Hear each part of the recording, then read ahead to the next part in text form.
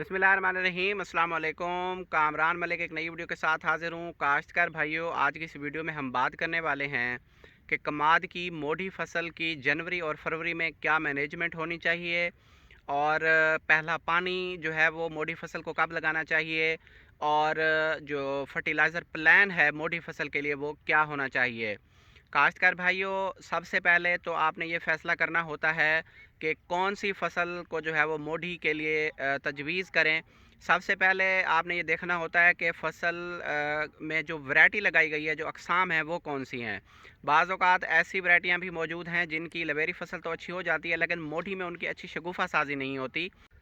काश्तकार भाइयों, CPF 250 और 247 जो वैरायटी हैं, इनकी लवेरी फसल तो बहुत अच्छी हो जाती है लेकिन मोटी फसल में इनकी जो शगुफ़ा साजी है वो बहुत ज़्यादा कम होती है।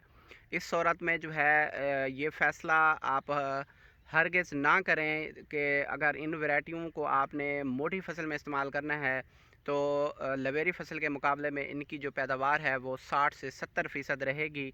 जबकि CPF 253, 252 जो है, इसके अलावा 240 भी जो है वो अच्छी शगुफ़ा साजी करती हैं। काश्तकार भाइयों, HSF 240, CPF 253 जो है, ये दोनों अक़साम लवेरी के बाद मोटी फसल को रखने के लिए सबसे बेस्ट अक़साम हैं क्योंकि इनकी जो शगुफ़ा साजी है वो बेहतरीन होती है।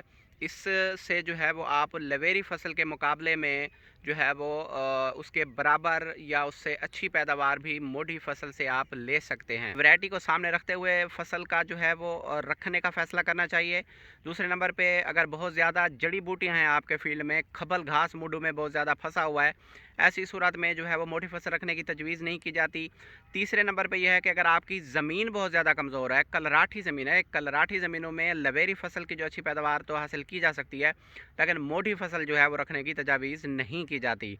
ये तमाम सूरत हाल को सामने रखते हुए आपने जो है वो फसल को रखने का फ़ैसला करना है।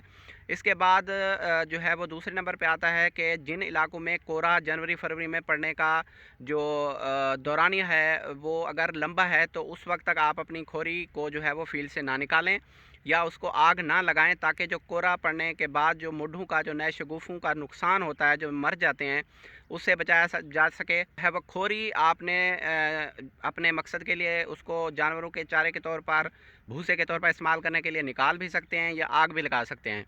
आग लगाने के बाद जो है वो सबसे पहला काम आपने ये करना होता है कि आपने स्टबल शेवर जो है वो चलाना होता है, ताकि 2 इंच गहराई तक जब आप चलाते हैं तो बहुत ज़्यादा अच्छे शगुफ़े निकलते हैं। काश्तकार भाइयों, मोटी फसल जो है वो स्टबल शेविंग के बग़ैर अच्छी शगुफ़ा साजी जो है वो उससे हासिल नहीं होती। इसलिए आप जो है वो स्टबल शेविंग की जो सर्विस है वो करीबी मिल या किसी भी काश्तकार से जो है वो हासिल करके लाजमी चलवाएं। काश्तकार भाइयों, स्टबल शेवर चलाने के बाद मिट्टी को अच्छी तरह खुश्क होने दें और उसके बाद जो है, जो काम अहम काम है वो है नागापुर करना। काश्तकार भाइयों, तमाम जो कमाद होता है सब में नागे होते हैं। इस मकसद के लिए आप नया बीज भी इस्तेमाल कर सकते हैं, नर्सरी लगा के भी इस्तेमाल कर सकते हैं, या जहाँ पे घनी जगह होती है, जहाँ पे ज़्यादा जो है वो पौधे होते हैं, वहाँ से मुठ निकाल कर भी आप नागों में शिफ्ट करने के बाद जब मिट्टी जो है वो अच्छी तरह खुश्क हो जाए उसके बाद जो है आप पहला पानी लगाते हैं। काश्तकार भाइयों, मोटी फसल में अगर फर्टिलाइज़र की बात करें तो जो फर्टिलाइज़र प्लान है वो लवेरी फसल से जो है वो 25 से 30% ज़्यादा होता है।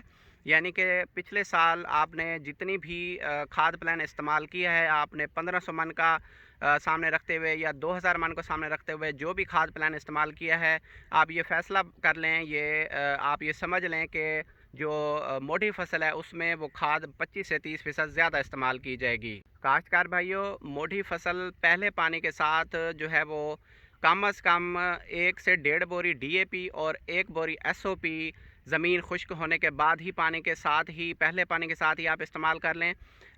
जहाँ पे कोई कलराठी ज़मीनें हैं या कमज़ोर ज़मीनें हैं, यहाँ पे जहाँ पे कोई pH लेवल बहुत ज़्यादा है, 9 से भी ज़्यादा है, तब आप जो है ऐसी ज़मीनों में 2 बोरी नाइट्रोफास जो है वो पहले पानी पर भी इस्तेमाल की जा सकती हैं।